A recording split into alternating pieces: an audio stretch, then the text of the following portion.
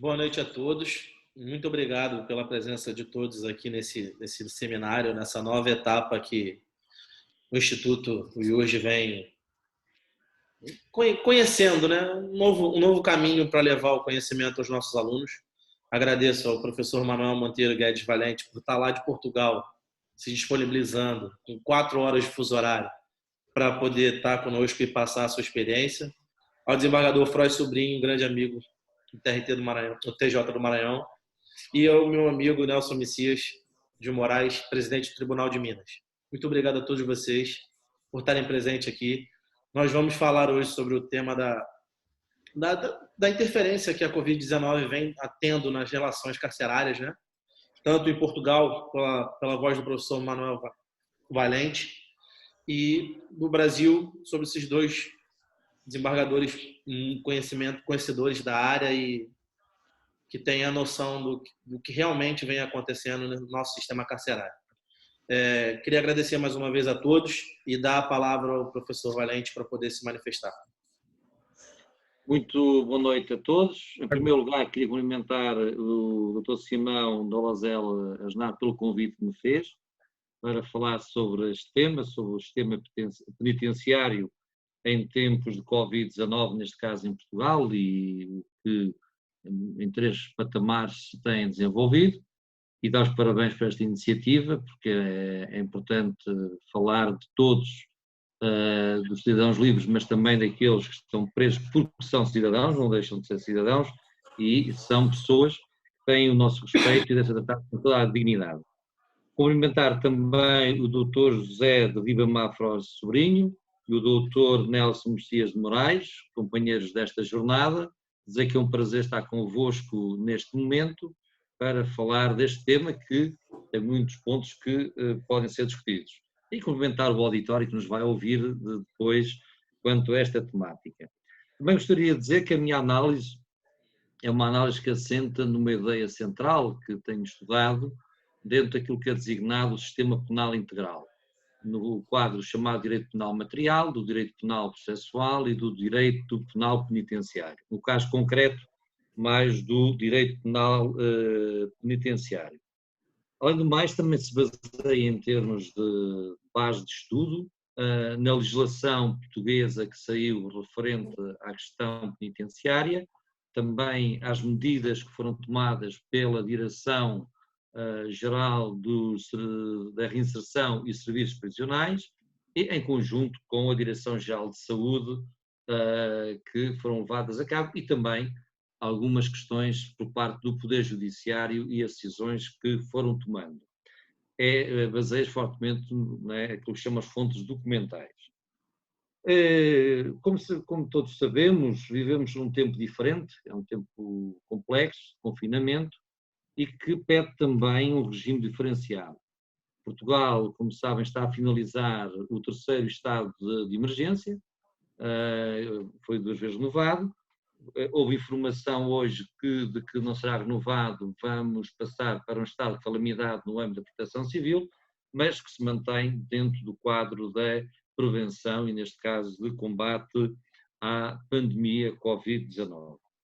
Neste quadro também nós temos de perceber que, se por um lado as questões que envolvem toda a dinâmica societária estão em mutação e estão a preocupar a sociedade, no quadro do sistema penitenciário, até porque estamos em estado de emergência, estava a dizer, são situações que a Constituição admite, que é o estado de sítio e o estado de emergência, situações e o estado de calamidade constitucionalmente admitidos, mas também, por outro lado, obriga ao Estado a tomar determinadas medidas de proteção dos seus cidadãos e também aos órgãos de soberania, neste caso ao Parlamento, ao Presidente da República, ao Governo e ao Tribunal, principalmente ao Parlamento, fiscalizar a atuação do Estado nas várias dinâmicas, tendo em conta esta tolerância que existe, de forma a que não haja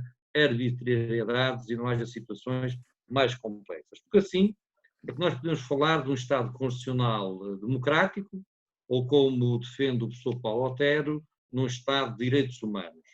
Este Estado de Direitos Humanos, como sabem, não pactua com a ideia de que a tutela de direitos, liberdades e garantias fundamentais, que é o que estamos a falar, pessoais, se processe de forma gradativa, conforme o estatuto social, o estatuto profissional ou o estado ou situação de cada concidadão, seja livre ou esteja preso. E muito menos admite que se coisifique o preso, a pessoa que está presa. A Constituição Portuguesa é clara quanto a essa matéria e penso que também a do Brasil. Porque o Estado Constitucional Democrático tem duas linhas de orientação, de atuação nestas questões. É uma atuação em que todos devem ser tratados com dignidade e igualdade, mas também com igualdade e dignidade, de forma que não haja diferenças profundas, porque só assim podemos estar a falar do princípio da humanidade como um dos princípios pilares da chamada social-democracia cristã, em que assentam os Estados modernos, ou Estados constitucionais democráticos. A justiça, a solidariedade, a liberdade e a humanidade. Neste ponto, é preciso ter em conta que os presos, as pessoas que estão à guarda do Estado, merecem uma tutela jurídica, por um lado, uma tutela judiciária, uma tutela de segurança e uma tutela política. Porquê? Porque ao Estado cabe o dever de vigilância, aquilo que se chama o vigilante em toda a sua dimensão quanto aos presos. A mais que, no quadro da Constituição Portuguesa, o artigo 30, número 5 da Constituição Portuguesa, é claro, quando consagra que o preso não deixa de ser pessoa, não deixa de perder a sua identidade e o único direito que perde na sua plenitude é o chamado direito de liberdade, no sentido de ius ambulandi. Todos os demais direitos de vida e vivência mantêm-se, o direito à vida, à integridade pessoal, à saúde, à educação, dentro da sua condição de preso, como sabem. O que quer dizer que a prisão, num Estado constitucional democrático, não pode nem deve qualificar a pessoa que está presa, mas sim deve tratá-la dentro do seu estatuto de sujeito de direito e também sujeito de jurisdição. A prisão apenas restringe o direito de liberdade, mantendo-se os direitos pessoais, sociais, culturais e políticos fundamentais compatíveis com a sua situação de preso. Quanto a esta questão mais concreta, que é dos que estão presos, nós estamos a falar da designada em Portugal a quinta fase processual, que é a fase da execução da pena. Nós temos o inquérito, a instrução, o julgamento, o recurso e a execução da pena. E neste caso concreto é através da execução da pena que se concretiza a ação penal e também no caso da prisão, temos a questão da execução da pena e temos os casos da prisão preventiva, que é a nossa medida de coação. No Brasil é designada como medida cautelar de prisão preventiva, que priva a pessoa da liberdade. E a intervenção do Estado nesta questão foi nestas duas dinâmicas que acabei de falar. O legislador teve em conta estas duas dimensões e teve em conta também o espaço da sua aplicação, que é o designado espaço do sistema prisional, que é mais conhecido pelas prisões, pelos carros celulares, e depois que há uma extensibilidade também às zonas de detenção, por exemplo, nos tribunais e também nos departamentos policiais, em que se aplicaram as medidas próprias, não é do isolamento social, mas de proteção das pessoas com o distanciamento físico, a aplicação das máscaras, assim como uma profunda higiene, principalmente no que diz respeito às mãos, que é algo que é importante. O que está aqui em causa é que no sistema penitenciário tem de ter em cima da mesa sempre uma política criminal. E uma política criminal que não pode abandonar a política de saúde. Quer dizer que há aqui uma relação entre a política de saúde desenvolvida, num quadro geral, que vai ter de ser aplicada também dentro da política criminal, que no caso concreto se refere mais ao sistema penitenciário. Também a igualdade, que está aqui em cima da mesa, impõe uma tetralogia que tem a ver com aquela ideia de que hoje não podemos olhar para a igualdade como antigamente igual que é igual, diferente que é diferente. Quer dizer, o cidadão que está livre é tratado em liberdade, o cidadão que está preso é diferente de tratado que está preso. Hoje não é assim. Hoje nós temos em cima da mesa mais dois axiomas. Tratar de igual o que é diferente, mas deve ser igual, como é o caso concreto, tendo em conta a situação pandémica que se vive, ou tratar diferente o que é igual, mas deve ser diferente, também deve estar em cima da mesa. Aqui, o que está em cima da mesa é evitar contágios, evitar propagação, evitar que, através desses contágios de propagação, vá afetar a morte de pessoas, neste caso, pessoas que estão presas, estão à guarda do Estado. O Estado tem a obrigação de as proteger, como há pouco disse, tutela jurídica, tutela judiciária, tutela de segurança e tutela política. E, neste quadro, foram tomadas medidas operativas, muito concretas e desenvolvidas no quadro dos serviços prisionais, medidas legislativas e medidas judiciais. No quadro operativo, para terem uma ideia, houve, logo quase no início, uma interdição das visitas aos reclusos, para evitar que pessoas infectadas pudessem entrar dentro das prisões e levar o vírus para a prisão, o que podia afetar gravemente qualquer contenção e qualquer possibilidade de evitar situações mais dramáticas. Este foi um dos aspectos positivos. Houve algumas críticas, pois as pessoas nem sempre entendem estas restrições, mas o Estado aqui tem de tomar uma posição de tutela de todos, porque não é só o preso, não é só o guarda prisional, não é só o médico ou o enfermeiro que trabalha, não é só a senhora do refeitório, todas as pessoas que estão dentro do sistema prisional podiam ser afetadas com esta movimentação de pessoas. Outra medida operativa foi tomada, é que foram criados espaços específicos para possíveis infectados do sistema prisional, fossem reclusos, fossem guardas prisionais ou pessoal do serviço de guarda prisional, fossem os demais membros do serviço, fossem enfermeiros, fossem médicos, como veio a acontecer. Houve um reforço também de higiene e limpeza completa dos estabelecimentos prisionais, boas práticas também quanto à lavagem das mãos, houve uma grande massificação, e boas práticas de respiração, a questão da forma como se respira, como se tosse, pode também evitar o contágio, e assim como também se desenvolveu aquilo que se chama equipamento de determinadas áreas mais prioritárias, outras foram sendo, aos poucos foram sendo desenvolvidos, equipamentos específicos de prevenção da Covid, de alguns até oferecidos, por exemplo, pela Misericórdia do Porto, um caso concreto, para equipar os funcionários do sistema prisional, por exemplo, com máscaras. Assim como também foi proibida a transferência de reclusos entre estabelecimentos prisionais, para evitar a possibilidade, que nós não sabíamos se podia ocorrer ou não, mas para evitar qualquer possibilidade de contágio entre um estabelecimento e outro estabelecimento prisional. Isto em termos operativos. Só para terem uma ideia, em termos de uma informação que eu obtive no início, tem a ver com dados concretos do início de abril, nós tínhamos nessa altura uma reclusa, 2 guardas prisionais, um médico e uma enfermeira infectados. São dados concretos do dia 1 de abril que estavam disponíveis, que eu consultei. Veja, esta ação de prevenção operativa tem como base uma ideia fundamental quanto à taxa de ocupação. Houve pessoas que falaram que havia uma taxa superior a 100% de ocupação. Isso não corresponde à verdade.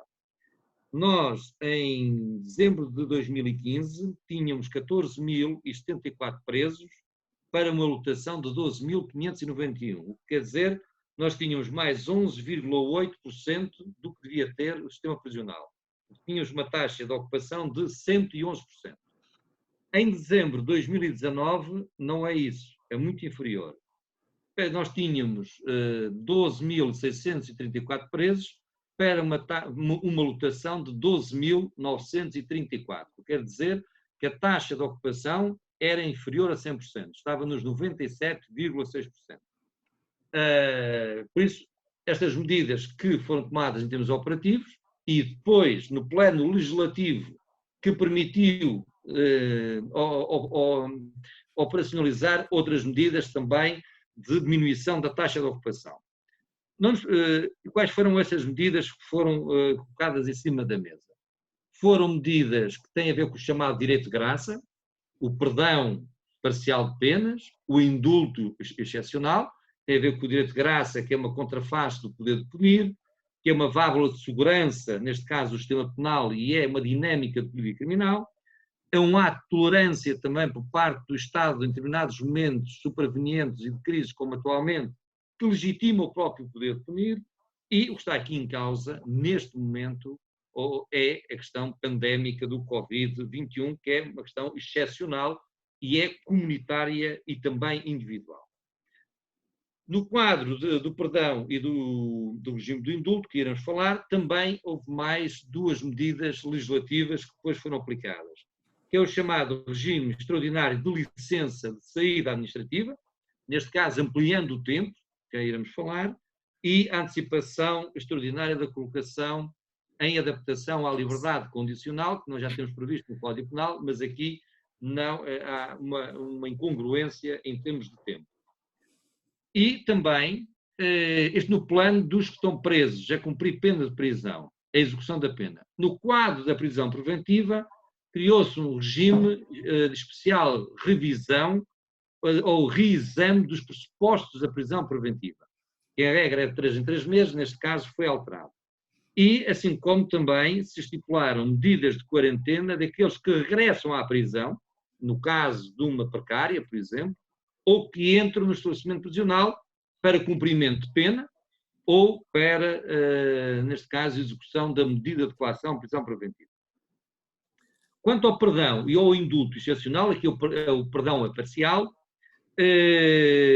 o que estava em causa, falou-se muito que muitos criminosos e gente perigosa ia ser colocada na rua. Não é verdade, porque o perdão e o indulto foram automaticamente bloqueados quanto a determinado tipo de crimes. Quer dizer que houve uma seletividade dos tipos legais de crime onde podia haver.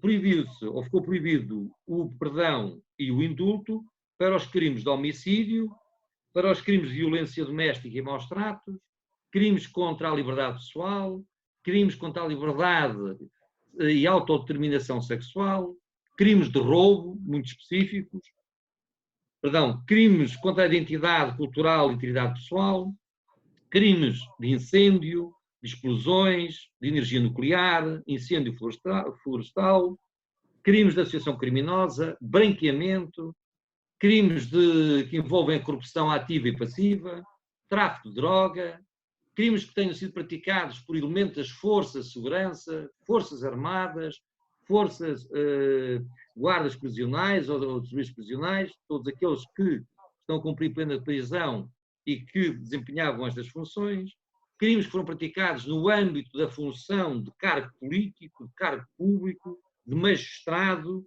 judicial e do Ministério Público, assim como também os crimes contra a ofensa à integridade física grave, qualificada e agravada pelo resultado.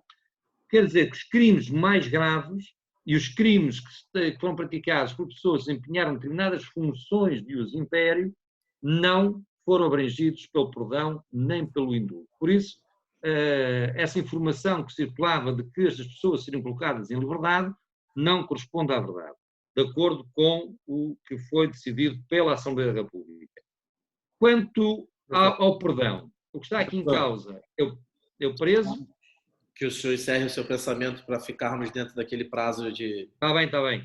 Relativamente aqui, o preso recluso, que é até 2 anos de prisão, no caso concreto, só para terem uma ideia, ou cujo crime, a pessoa foi condenada a uma pena superior a 2 anos, mas só lhe faltavam 2 anos ou menos para cumprir a pena, também nesses casos é aplicado o perdão, assim como também nas situações do chamado cúmulo jurídico, a chamada pena única, desde que na pena única seja até 2 anos, igual ou inferior a 2 anos, ou sendo superior, havendo aqui um limite na parte remanescente, No caso do indulto, aqui levanta já outras questões. Do indulto excepcional, que é uma prerrogativa do Presidente da República, neste momento é excepcional, e os pressupostos são: o recluso tem que ter 65 ou mais anos de idade, tem de ter uma doença e tem de haver um grau de autonomia incompatível com a sua estadia no sistema prisional. Tem de consentir o recluso. A proposta do indulto é do diretor da prisão, que depois, sobre essa proposta, é dado um parecer, tem de ser favorável, do diretor-geral de reinserção dos serviços prisionais. Só para terem uma ideia, também se falava muito que muita gente ia ser indultada. Dos 492 pedidos de indulto, só deram entrada hoje, a notícia de hoje, apenas 14 propostas de indulto. Aquela ideia de que muita gente ia ser indultada também desapareceu. Relativamente à licença de saída administrativa extraordinária, que está previsto no nosso Código de Execução de Penas e Medidas Privativas da Liberdade, no caso concreto aplicado, é uma ampliação de até 45 dias. Esta licença pode ser renovada mais do que uma vez pelo mesmo período, mas pode ser revogada caso o recluso não cumpra as condições que foram estipuladas. Quanto à adaptação à liberdade condicional, há aqui uma questão que entra em conflito com o Código Penal, mas tendo em conta o tempo não vou abordar essa questão, depois no debate podemos falar. Falta o patamar judicial. No quadro patamar judicial, o que é que esteve em cima da mesa? Um reforço da excepcionalidade da medida de coação de prisão preventiva, só em casos muito excepcionais, que já o Código Excepcional o termina, mas nem sempre assim ocorre. E a possibilidade de reexame dos pressupostos de fundamento da medida, que é chamado reexame extraordinário neste caso, em vez de decorrer de 3 em 3 meses, pode decorrer em menos tempo, tendo em conta a situação pandémica. As questões também aqui que é preciso ter em conta e que tem a ver com as pessoas, neste caso 65 anos ou mais de idade, a questão da doença, a questão do grau de autonomia que seja incompatível para estar no estabelecimento prisional. Quanto a esta medida, e também como advogado, posso dizer que os tribunais têm trabalhado muito bem, têm notificado os advogados no sentido de se pronunciarem quanto aos seus constituintes, aos seus clientes, de saberem se aqueles que estão em prisão preventiva, saberem se enquadram ou não numa situação destas de doença, porque alguns têm doenças, ou se o grau de autonomia não seja compatível para estar nesta fase pandémica no estabelecimento prisional. O que nós temos aqui em cima da mesa, no plano operativo, mesmo concreto, da Direção-Geral da Reinserção dos Serviços Prisionais, por um lado, no plano legislativo e no plano judicial, é o desenvolvimento e implementação e concretização daquilo que é designado em política criminal como o princípio da humanidade, neste caso concreto da execução da pena. Muito obrigado a todos. E depois... Obrigado professor, pela explanação. Acho que todo mundo gostou de estar presente aqui e creio que todos que assistirão irão gostar. Eu dou a palavra ao desembargador Frois Sobrinho para poder fazer a sua exposição. Só uma pergunta antes. A gente vai fazer a indagação ao professor Manuel depois? A gente vai ter um retorno para poder explicar? Nós podemos fazer depois que fazer isso após, né? Fazemos a... Tudo bem. Mas boa noite a todos. Eu queria fazer uma saudação inicial, claro, ao professor Manuel Valente, professor de todos nós, sua referência, um orgulho e admiração que todos temos dele aqui, e a Yuris, todos os professores, todos os alunos, vivemos bebendo do seu saber. Muito obrigado e um prazer muito grande, professor Manuel. O prazer é meu. Obrigado. O meu querido desembargador, querido presidente do Tribunal de Minas Gerais, o Nelson Messias de Moraes. Eu disse antes de começar que a gente bebeu na fonte também de Minas Gerais para ter o nosso sistema prisional referência. Fomos nossos grandes professores, toda a equipe do Tribunal de Justiça do Sistema Prisional do Estado de Minas Gerais, desde a PAC, aos modelos de mutirão e a construção da regionalização dos presídios. Eu devo ao povo de Minas Gerais o Maranhão deve a todo o povo mineiro esse aprendizado. Claro, o Simão Dolanzel Asnar está conduzindo esse nosso diálogo, e todo o pessoal da IURG, Instituto Universitário do Rio de Janeiro, meus queridos Simão e Carla, meus agradecimentos ao povo da Universidade Autônoma de Lisboa, a minha turma em especial de doutoramento que está assistindo a gente, com certeza, né? Aos professores e alunos dessa universidade, do qual estou fazendo meu doutoramento, ao povo da SMAN, que eu conduzo, aos desembargadores, juízes e servidores do Tribunal de Justiça do Maranhão, e à Unidade de Monitoramento e Fiscalização e ao Grupo de Monitoramento e Fiscalização do Maranhão, que envolve todo o sistema prisional e de execução penal do nosso Estado. Muito obrigado. Eu vou começar minhas palavras com as palavras do professor Manuel Valente, né? Ele coordenou um livro maravilhoso chamado Os Desafios do Direito Penal no Século XXI. Eu tive o prazer de ir no lançamento, né? A convite também do professor Geraldo Prado, que escreveu nessa coletânea. E, ao final dessa explanação de coordenação, o professor Manuel Valente afirma essa pérola. A liberdade e a justiça só são possíveis se não abdicarmos de uma defesa efetiva, como consagram e comandam as Constituições de Portugal e do Brasil, a par de um direito de jurisdição supranacional capaz de fazer vingar os direitos, liberdades, garantias fundamentais processuais e dos Estados-parte, dos tratados internacionais. Eu também acredito nisso, professor e meu querido desembargador. A pandemia ela é universal. A gente não pode tratá-la de país por país. A gente tem que tratar ela do planeta Terra, né? E a nossa referência ela tem que passar por isso. Quando o professor Manuel Valente fala que a gente tem que ter um sistema operativo, um sistema legislativo e um sistema judicial, ele tem que ser tratado no globo, por todos os países, né? Achar o melhor modelo para que a gente possa adaptar as nossas legislações ao melhor modelo do país que se sair melhor nesses tempos de pandemia.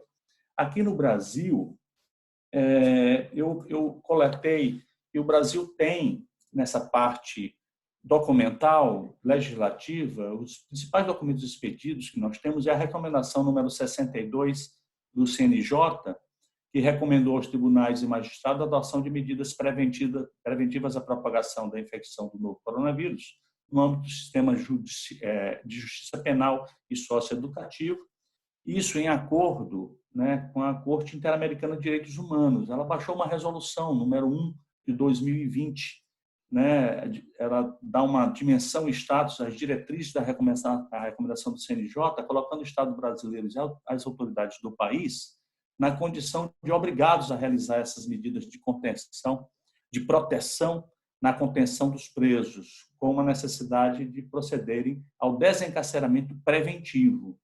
Temos também, no Departamento Penitenciário Nacional, o DEPEN, o Manual de Recomendações para Prevenção e Cuidados com a Covid-19. E no âmbito do Tribunal de Justiça do Estado do Maranhão, professores, nós editamos uma recomendação da Unidade de Monitoramento e Fiscalização do Sistema Carcerário, a número 1, de 20 de março de 2020, e contém recomendações aos magistrados, né, sobre a adoção de medidas preventivas à propagação da infecção. Nós dividimos essas ações em duas ações principais, na área de saúde e na área jurídica. Na área de saúde, a gente criou um plano de contingência do Estado todo, né, que vai desde esse isolamento, a utilização de máscaras e determinados estabelecimentos que fornecem medicamentos e alimentos ter o uso do álcool gel, a lavagem de mão para não infectar as pessoas, orientações para identificação, prevenção e controle de contágio, suspensão das atividades de humanização nas unidades prisionais, porque não tinha como a gente fazer isso, né, principalmente que as nossas unidades são superlotadas, professor Manuel. A suspensão dessas atividades e a suspensão das visitas presenciais, né, dos familiares, e providências de prevenção e controle de riscos. Separação de presos com sintomas gripais e necessidade de criação da área de isolamento de casos suspeitos. Isso falando no maior presídio nosso, que é o presídio de Pedrinhas, que hoje, este ano, vai fazer 10 anos daquela grande rebelião que fomentou grande mudança no nosso sistema. Fizemos um programa de vacinação das outras gripes, como da H1N1, sanitização dos ambientes carcerários e articulação da rede de saúde territorial, porque nós temos presídios regionais, temos APACs também. Nós não temos mais no Maranhão presos em delegacias, né? Felizmente, estão todos dentro do sistema prisional, onde tem uma secretaria específica para fazer esse controle. Os principais pontos da área jurídica, eu posso afirmar que, com relação ao regime aberto e regime semiaberto, professor Manuel Valente, a gente tem aqui o regime aberto, semiaberto e o regime fechado, né? A concessão de prisão domiciliar em relação a todas as pessoas presas em cumprimento de pena no regime aberto e semiaberto, mediante as condições a serem definidas pelo juiz de execução. Nós deixamos a cargo do juiz da execução para fazer a análise da documentação, a suspensão temporária do dever de apresentação regular em juízos das pessoas em cumprimento de pena em regime aberto, né? Eles foram para prisão domiciliar, penas restritivas de direito, suspensão de execução da pena, e o livramento condicional pelo prazo de 90 dias, para que ela não haja o deslocamento dessa pessoa para fazer essa apresentação ao juízo de execução. Quanto ao regime fechado, concessão de saída antecipada dos regimes fechados e semiaberto, dos termos das diretrizes fixadas pela súmula vinculante 56 do Supremo Tribunal Federal, concernente aos presos provisórios, as prisões preventivas que tenham excedido o prazo de 90 dias. Professor Manuel, eu vi que lá em Portugal, né, também houve essa modificação, né, do prazo, né? Aqui é o prazo, as prisões preventivas que tenham excedido o prazo de 90 dias, os que estejam relacionados a crime praticado sem violência ou grave ameaça, né, que seja concedido essa prisão domiciliar ou medidas alternativas ao cárcere, né? Ou então que o juiz fundamente a permanência do preso dentro do sistema, o preso provisório, né? Concernente ao grupo de risco, que são idosos e doentes, né, nós temos vários tipos de doenças no nosso sistema, né, que vai de diabetes, tuberculose, doenças renais, HIV e outras co-infecções, né? Esse pessoal do grupo de risco também estão sendo decididos caso a caso. Hoje mesmo a gente estava trabalhando com relação a um preso que tem câncer. Nós estamos fazendo essa transferência desse preso. E a concessão da saída antecipada, sendo preso provisório, a substituição de medidas cautelares e sendo sentenciada a progressão antecipada de regime. A gente permitiu também a progressão antecipada de regime, caso a caso. Com relação à prisão por fiança e pensão alimentícia, né, o próprio tribunal, a desembargadora Nelma, concedeu um habeas corpus coletivo no caso dos presos por pensão alimentícia, presos civis, e eu concedi um habeas corpus coletivo a pedido da defensoria, né, relacionado aos presos que estavam presos por não pagamento de fiança, né? E eu concedi, nós identificamos todos esses presos e eles já estão em liberdade com as medidas alternativas à prisão. Com relação às mulheres indígenas e deficientes, a gente concedeu a saída antecipada para mulheres gestantes, lactantes, mães e pessoas responsáveis por criança de até 12 anos ou por pessoa com deficiência em casa, assim como idosos, indígenas, pessoas com deficiência, sendo provisório, a substituição de medida cautelar, sendo sentenciada a progressão antecipada do regime. Isso também a gente trabalhou com os adolescentes em conflitos com a lei. Recomendamos a reavaliação da medida socioeducativa de interdição ou de semi-liberdade. Outros pontos que nós atacamos também, eu acho que também o Tribunal de Minas fez com relação a essa parte, por isso que eu fiz separadamente, desembargador Nelson, a recomendação da OMF para aplicação de prisão domiciliar na ausência de tornozeleiras eletrônicas. Eu acho que vocês também estão com esse problema aí. A ausência de tornozeleiras eletrônicas está dificultando, né, a aplicação das outras medidas. Então, a gente disse, olha, aplicou tornozeleira, mas não tem tornozeleira, aplica mesmo assim, sem tornozeleira. Quando chegar a tornozeleira, vai ser aplicada ao preso domiciliar, onde ele estiver, né? A suspensão da saída temporária relativa ao Dia das Mães, nós temos uma saída, essas saídas temporárias, né? Vamos conceder ela em data posterior, né? Tendo em vista a persistência de situação de emergência na rede de saúde, reforçando a antecipação dos benefícios de livramento condicional e a progressão de regime, considerando o prazo compreendido de 3 a 6 meses para os presos que preenchem as condições previstas nos requisitos objetivos da LEP. Estamos priorizando também a redesignação de audiências em processos que o réu esteja solto, né? Priorizando o tratamento do réu preso, né? Os processos do réu preso, e a realização de audiências por videoconferência. É isso que nós estamos fazendo. Então, estamos também recomendando aos magistrados que priorizem a destinação das penas pecuniárias decretadas durante o período do estado de emergência de saúde pública para a aquisição dos equipamentos de limpeza, proteção e saúde necessários à implementação das ações previstas na resolução que eu fiz a leitura. Foi recomendado aos tribunais e aos magistrados, o CNJ recomendou, professor Manuel Valente, a não realização de audiência de custódias, né? Porque ela era presencial e a gente não tem como mais fazer essa realização da audiência de custódia presencial. Estamos relaxando a prisão ilegal, lógico, né? Concedendo a liberdade provisória com ou sem fiança, considerando os fundamentos, a necessidade do controle de fatores de propagação da pandemia, né? Fundamentando a decisão disso, excepcionalmente convertendo a prisão em flagrante em preventiva, em se tratando de crime cometido com emprego de violência ou grave ameaça à pessoa, desde que presente, no caso concreto, os requisitos constantes do artigo 312 do Código de Processo Penal. A nossa situação, né? Diferentemente de Portugal, nós temos uma superpopulação carcerária, né? E o nosso sistema penitenciário está abarrotado, né? Essa que é a verdade. Está abarrotado em todo lugar. Todos os estados da federação têm um número expressivo de presos acima da capacidade do sistema. Com relação à Covid, os dados oficiais constam que o Brasil tem 146 casos suspeitos e 104 casos confirmados. 72 no Distrito Federal, 6 no Espírito Santo, 6 no Paraná, 37 em São Paulo, que são os maiores. E já temos números de óbitos, né? Foram realizados somente 664 testes. Nós temos quase 1 milhão de presos, né?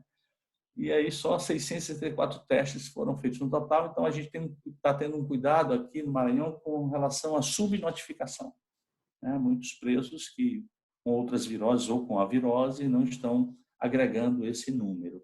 O certo é que aqui no Maranhão, 11 servidores tiveram diagnóstico positivo para a Covid, porque, como o professor Manuel Valente falou, é o sistema todo, é do policial que prende, ao carcereiro, ao pessoal da cantina, abrange todo mundo, até chegar o preso, né?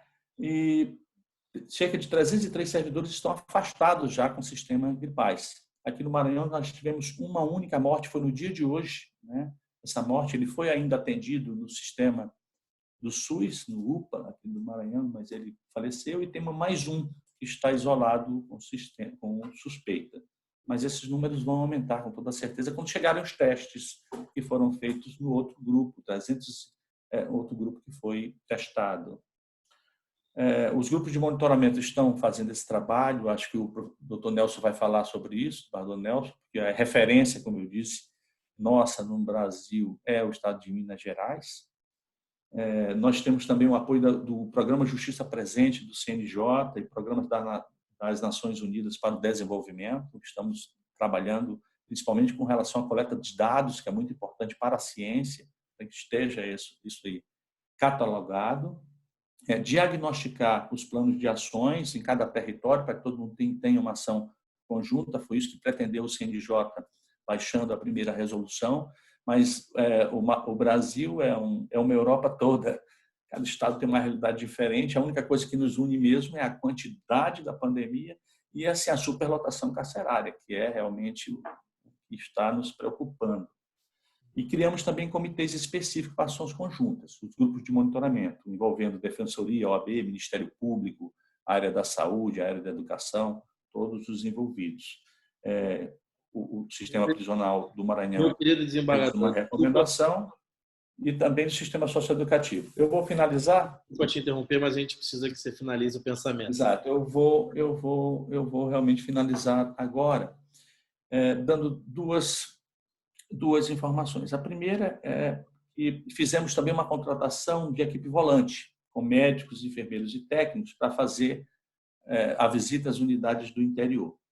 Sanitização, como foi feito também em Portugal, está sendo feito nos outros estados. O sistema está trabalhando, o trabalho, né, feito dentro da penitenciária de Pedrinha se voltou para a confecção de máscaras, vão ser confeccionadas 1 milhão de máscaras para serem distribuídas no próprio sistema, né? A doação feita de EPIs pelas varas de execução penal, nas penas, né, através de recursos de multa e de doações, isso também tem sido feito e está todo mundo nesse trabalho. O certo, excelências, é que o objetivo, né, e todo objetivo nosso, ao final, é prevenir essa disseminação da virose do sistema prisional. A superpopulação pode ter uma grande taxa de contágio, né, uma alta taxa de contágio, o colapso das prisões, junto com o colapso do sistema de saúde, que já está entrando em colapso. E aí, qual é o maior receio? Na superlotação, isso pode fomentar rebeliões, tentativa de fuga, resultar mortes, e é isso que a gente quer conter. Essas ações preventivas, realmente, elas são feitas nesse sentido e estamos trabalhando para que o pior não aconteça. Muito obrigado a todos. Obrigado, desembargador Frois Sobrinho, pela explanação, foi brilhante. E agora eu dou a palavra ao desembargador Nelson Messias de Moraes, do TJ de Minas Gerais, para poder nos abrilhantar aí com o seu pensamento. Saúdo o professor Manuel Valente, como disse o nosso colega José Ribamar, o nosso guia jurídico, professor da Universidade Autônoma de Lisboa. Também saúdo o José Ribamar Frois. Eu acredito que Minas Gerais, tentarei ser bem breve aqui, Minas Gerais é o segundo maior estado da federação. Nós temos praticamente 22 milhões de habitantes e tínhamos, em abril do ano passado, 77 mil presos. E antes da pandemia, nós estávamos com 70.990. E nós tivemos que nos adaptar rapidamente, porque aqui nós temos um grande problema, como disse o meu querido colega e amigo José Ribamar Frois, o problema carcerário que ele é do país, que é o excesso de presos nos nossos presídios. Em Minas Gerais, por exemplo, a lei de execução penal prevê um preso para cada 6 metros quadrados. Em Minas Gerais, nós temos 2,2 presos, mais do que o dobro do permitido. E nós tivemos que nos adaptar rapidamente. Tanto é que fomos o primeiro estado da federação a tomar a iniciativa de buscar uma alternativa para minimizar o problema da pandemia no sistema penitenciário mineiro. No dia 16 de março, nós normatizamos o que nós já tínhamos experiência até, em razão da superpopulação carcerária. Em seguida, o CNJ normatizou e, para alegria nossa, bem contextualizado com o nosso, praticamente idêntico. Porque em Minas nós temos uma preocupação constante na humanização da execução penal e a minimização dos problemas nos presídios aqui em Minas Gerais. Logo de início, nós verificando um outro problema que também assola Minas Gerais, que é o problema econômico do Estado. O Estado está numa situação de calamidade financeira.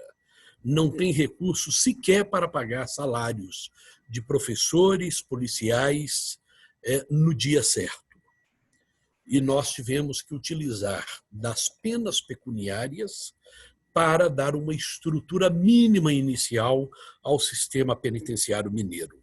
Tanto é que, de início, nós compramos 40 mil litros de álcool gel, adquirimos milhares ou milhões de máscaras para o sistema, adquirimos material de higiene pessoal.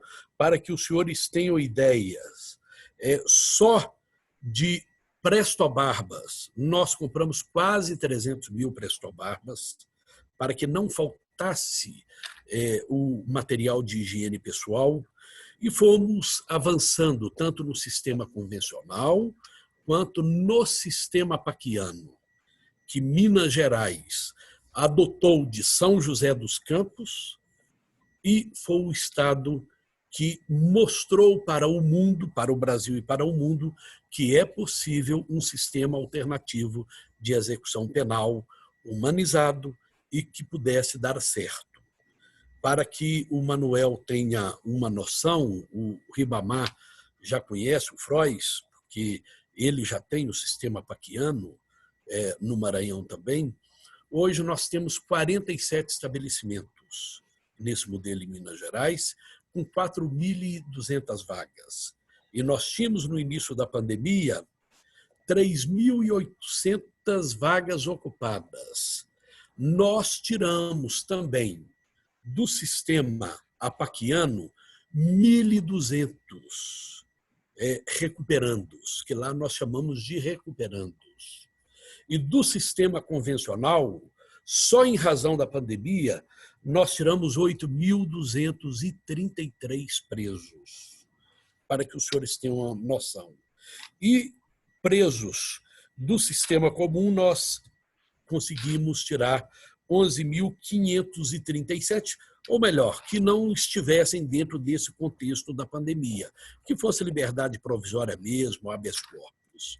Então, de 70.990, nós hoje temos 59.453 presos. Em abril do ano passado, nós tínhamos 77 mil. E, por incrível que pareça, a criminalidade não aumentou. Isso só nos mostra que substituir política social por política criminal não dá certo. Eu sempre digo, o legislador brasileiro, ele se move muito pela mídia, ele é muito movido pela a imprensa nacional. Sempre que acontece algum fato grave, ele legisla. E a legislação casuística, ela não agrega nenhum valor ao sistema. E, lamentavelmente, nós temos esse hábito de prender e não buscar outra alternativa. E aqui em Minas nós temos essa alternativa.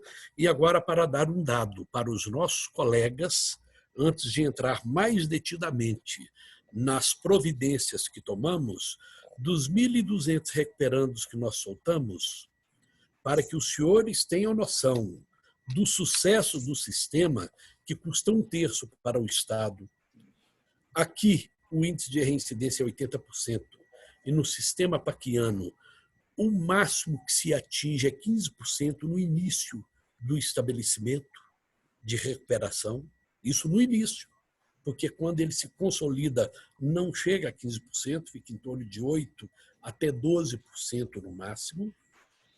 Para que os senhores tenham absoluta noção do sucesso desse sistema, dos 1.200, nós tivemos apenas um que praticou um delito, e delito menos grave, que foi um furto. Isso mostra que aqui nós estamos no caminho correto, que nós sabemos a importância da dignidade da pessoa humana, que está na Carta dos Direitos Humanos e que está na nossa Carta Magna, que nós copiamos de Portugal. Então, veja bem, desse contingente todo, um reincidiu, 14 voltaram. Por quê? Os próprios membros das APACs, eles visitam os recuperandos em casa. 14 foram encontrados em casa, que não poderiam beber, bebendo em casa, sem cometer nenhum delito. E voltaram, porque o sistema paquiano ele é muito rigoroso. Ele é extraordinariamente mais rigoroso do que o convencional, porque aquele indivíduo que cumpre pena nesse sistema, ele tem a sua avaliação no dia a dia. Até a sua cama, se não estiver bem arrumada, ele ganha um pontinho negativo. Então, nós temos para mostrar para o Brasil e para o mundo uma política penitenciária de sucesso. E, obviamente, nós tentamos aparelhar os nossos estabelecimentos prisionais, em razão da precariedade financeira do governo do Estado, com materiais necessários, com equipamentos necessários para enfrentarmos essa pandemia. Que além da pandemia do coronavírus, nós tínhamos um outro problema grave, falta de recursos para enfrentá-la. Para que os senhores tenham a ideia, nós temos 191 presídios, Manuel, só em Minas Gerais. Desses 191, nós colocamos como portas de entrada apenas 30 estabelecimentos. Nesses estabelecimentos, esses indivíduos que entram, eles já entram numa quarentena, tem toda uma estrutura médica para acompanhá-los. E depois dos 14 dias em quarentena é que ele vai cumprir a sua pena no estabelecimento onde surgiu a sua vaga. A transferência da mesma forma, só depois da quarentena de 14, 15 dias, para fazer alguma transferência. E, obviamente, a nossa normatização, ela visou o regime semiaberto e o regime aberto. E tivemos o mesmo problema que tem o nosso colega e amigo Frois lá no Maranhão. Não tínhamos tornozeleira para todos. Ainda assim, mandamos para a prisão domiciliar. E aqui deu certo. E aqueles do regime fechado que estivessem em condição de vulnerabilidade, com um histórico de tuberculose, HIV, diabetes ou problemas outros que pudessem comprometer de forma mais efetiva a sua saúde, nós mandamos também para casa.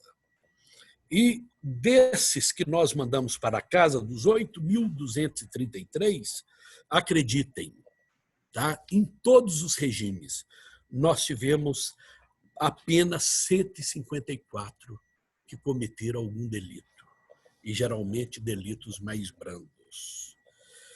E aqueles que foram soltos, não em decorrência da pandemia, mas em decorrência de uma liberdade provisória, de um alvará de soltura, ou de cumprimento de pena, ou de um outro benefício qualquer, que nós tivemos 11.537 solturas, 382 voltaram a reincidir. Então, vejam bem, aqueles que estão dentro do contexto da pandemia, esses reincidiram menos do que os que estavam fora do contexto da pandemia. Com isso, nós conseguimos evitar uma situação de catástrofe. E a nossa normatização, ela se deu da seguinte forma: nós chamamos o governo do Estado para conversar. A nossa execução penal ela é jurisdicionalizada, mas o sistema prisional é de responsabilidade do Poder Executivo, para que não tivéssemos nenhuma dúvida, nenhum entrevero nesses encaminhamentos, nós assinamos em conjunto toda a normatização para enfrentarmos a pandemia. E aqui nós não fixamos um prazo limitado, nós fixamos um marco, obviamente, que é até o final da pandemia. E a Polícia Militar, ela contribui com o sistema prisional visitando a residência desses presos. Talvez a contenção possa estar por aí também. E nós detectamos que uma série deles tinham dificuldades até mesmo para o sustento da sua família. E pedimos aos colegas do interior para que colaborassem também nesse sentido, para buscar ou cesta básica, ou alguma forma de dar a esses nossos irmãos que, lamentavelmente, cometeram algum delito na vida, as condições de sobrevivência mínima, com dignidade. Então, com isso, nós estamos conseguindo, aqui em Minas Gerais, superar com absoluto sucesso todo esse momento difícil que o mundo está enfrentando. E nós, felizmente, já tínhamos aqui um histórico, como disse o Freud, de uma ação dentro desse sistema que nos deu uma certa expertise para que pudéssemos enfrentar, e talvez até em razão disso nós nos tornamos até um paradigma nacional. Porque se você pegar a nossa normatização e a do CNJ, você vai encontrar uma semelhança muito grande, que foi no dia posterior.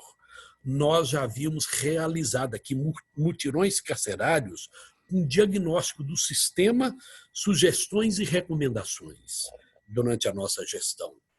Com isso, lá no CNJ, que dizia que nós tínhamos 70% de presos provisórios, nós conseguimos identificar todos os presos no estado de Minas Gerais e detectamos que não chegávamos a 30% de presos provisórios. Dava 29,5% mais ou menos. E quase 70%, pouquinho mais, de presos definitivos. Ou seja, nós invertemos esse papel. E aqui em Minas Gerais, nós já tínhamos uma outra expertise que era de um programa que nós lançamos na nossa gestão, chamado Pontualidade, que era um programa que buscava a excelência da prestação jurisdicional, a celeridade, que nós tínhamos uma demanda reprimida enorme. Nós demos muita atenção à demanda reprimida criminal também. Para que os senhores tenham uma ideia, com apenas 2 juízes e 25 assessores, nós prolatamos de mérito 2.000 sentenças por mês, aqui em Minas Gerais. Então, isso contribuiu muito para quando chegássemos a esse momento, nós tivéssemos uma condição melhor para enfrentá-lo. Em Minas Gerais, que é um estado de dimensão continental, com 297 comarcas e 1.000 juízes de primeiro grau e mais 140 desembargadores, nós tínhamos apenas 12% de processo eletrônico, quando nós assumimos a presidência do tribunal em 1º de julho. Nós resolvemos modernizar. Essa modernização nos auxiliou em muito no enfrentamento dessa pandemia. Em 1 ano e 1 mês, nós chegamos a 100%, e as gestões anteriores, em 11 anos, chegaram a 12%. Então, esse processo eletrônico que nós conseguimos atingir a 100% facilitou o nosso trabalho em home office, inclusive na área penal. Aliás, de execução penal, nós já havíamos implantado o CEU no país inteiro, que o nosso amigo Freud tem lá também, no Maranhão, que facilita muito. E trabalhamos o CEU e o Pontualidade também. Eu preciso que você faça o seu encerramento, porque o nosso tempo vai encerrar dentro do Para encerrar, em Minas Gerais, dos 59.000 presos existentes hoje, dentro dos presídios, e os demais que chegam a 70.000, nós não tivemos um caso confirmado, um caso sequer não tivemos de infecção pelo Conavid. Tá? E tivemos apenas 3 agentes penitenciários, porque nós agimos rápido. Nós fechamos as portas de entrada, elegemos apenas 30 dos 191 e conseguimos fazer essa contenção. Essa é a realidade de Minas Gerais. Eu agradeço a todos os colegas que participaram e agradeço, Simão, ao Instituto Universitário por esta oportunidade de mostrarmos ao Brasil e ao mundo como é possível, com boa vontade, enfrentar adversidades como essa. Isso é verdade. Eu agradeço pela exposição. Foi brilhante, meu querido amigo, desembargador Nelson Messias de Moraes. Estamos chegando ao fim do nosso tempo de 1 hora da gravação. Eu queria agradecer imensamente a todos vocês que se dispuseram, ao professor Manuel Monteiro Guedes Valente, lá de Portugal, 4 horas de diferença, estar presente conosco. Ao desembargador Frois Sobrinho, que gentilmente aceitou o pedido de participar conosco. E ao desembargador Nelson Messias, que, quando foi convidado, prontamente aceitou e também o convite para estar presente nesse seminário. Obrigado a todos, muito obrigado a quem for assistir. E possamos superar isso logo e estarmos juntos para nos abraçar, comemorar a vida e a saúde. Muito obrigado. Obrigado. Obrigado a todos.